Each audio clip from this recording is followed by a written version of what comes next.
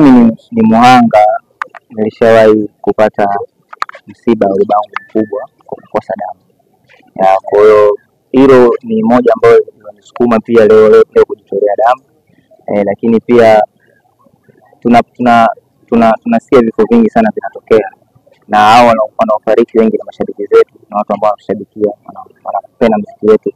Kwa hiyo mimi kujitolea inaweza ikawa sababu ya watu wengine pia kuja kujitolea, lakini pia ukifuatilia sasa hivi kuna upungufu sana wa damu na hospitali nyingi zinapiga kelele watu wajitolee damu. Kwa hiyo kama mimi nimekuwa mfano wa kwanza wa kuigwa, nafikiri wasanii wenzangu watanifuata kwa watu wengine pia ambao wanaweza kufanya hivi kama nimefanya mimi.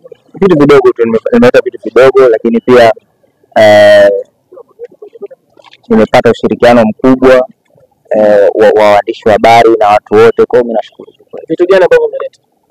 Tumeleta kanga, tumeleta pia pampers, tumeleta zile za kuwatolea watoto nini, vitu ni vingi. Okay, hizi pampers, hizi kanga ni kwa ajili ya nini? Kanga ni kwa ajili ya mama ambao wamejifungua. Okay. Daktari, unajua ni hospitali kubwa hii ya Amana, na licha wao kufanya hilo la kuja kujitolea, kumewahi kuwa na changamoto hiyo labda ya damu ama uhitaji wa damu katika hii hospitali, labda maybe kuhamasisha wengine waje wafanye zaidi? Kwanza uhitaji wa damu uko kila siku. Kwa sababu kwanza ni unpredictable, yani huwezi kutabiri kwamba kesho utahitaji damu. Kwa mfano juzi imetokea tukio la ajali ya treni.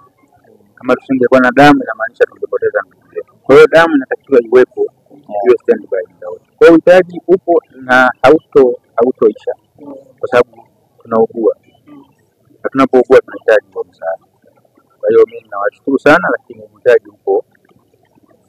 Sawa, tunawashukuru sana. Ndio tupitie challenge kwa kwamba tunahitaji. Sawa. Sio tu kwetu, kwa sababu mmoja na ukubwa wetu, lakini damu haina source nyingine zaidi ya mwili wa binadamu. Kwamba haina uwezo kwenda kwenye mti, uwezo kwenda kwenye mnyama.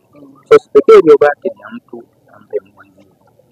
So ni zawadi pekee pia kwa mtu anayechangia damu, kwamba unaweza ukawa huna uwezo wa fedha, lakini damu unayo, sio hata damu angalau uweze kuwa. Kwa hiyo ni uhitaji upo, na tunaendelea kuwasihi wa Tanzania, wasanii na wengine wote wadau kwamba tunahitaji damu. Damu itahitaji, tunaendelea kuhitaji. Sawa. Shukrani sana. Asante.